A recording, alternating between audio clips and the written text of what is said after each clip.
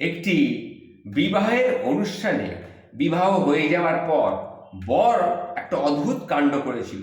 সেটা শুনলে আপনি অবাক হয়ে যাবেন। বর হঠাৎ কনের পায়ে মাথাটাকে ছুঁইয়েছিল। সবাই এই দৃশ্য দেখে তো অবাক হয়ে গেল, কেউ কেউ আবার হাসিতে ফেটে পড়ল।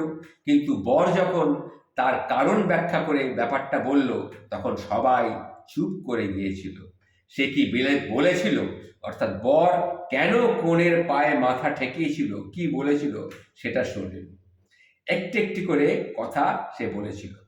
প্রথমে বলেছিল, এই মেয়ে আমার বংশকে এগিয়ে নিয়ে যাবে, এই মেয়ে আমার সংসারের লক্ষ্মী, এটা মনে রাখবেন। লক্ষ্মীর মায়ের পায়ে মাথা ঠেকানো কোনো অপরাধ নয়। এই মেয়ে আমার বাবা মাকে সম্মান দেবে এবং আমার বাবা মায়ের যত্ন নেবে। এই মেয়ে আমাকে পিতা হওয়ার আনন্দ দেবে। এই মেয়েই জন্যেই আমি পিতা হয়তো হতে পারবো। সন্তান জন্ম দেওয়ার সময় সে মৃত্যুকে অতিক্রম করে আসবে। এই মেয়ে সন্তান জন্ম দেওয়ার সময় সে মৃত্যুকে অতিক্রম করে আসবে। তার উপস্থিতি ছাড়া আমার ঘর অসম্পূর্ণ।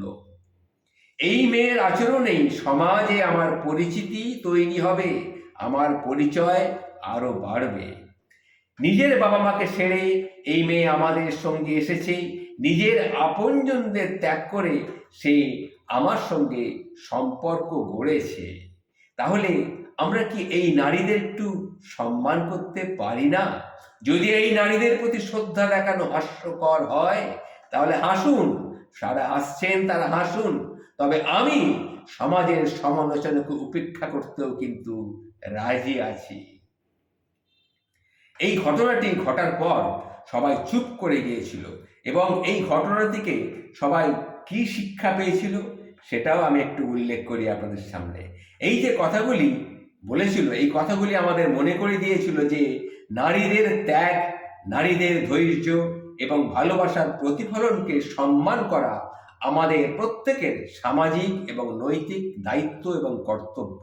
সম্পর্কের আসল সৌন্দর্য একে অপরের প্রতি শ্রদ্ধা ও ভালোবাসার মধ্যেই কিন্তু নিহিত রয়েছে।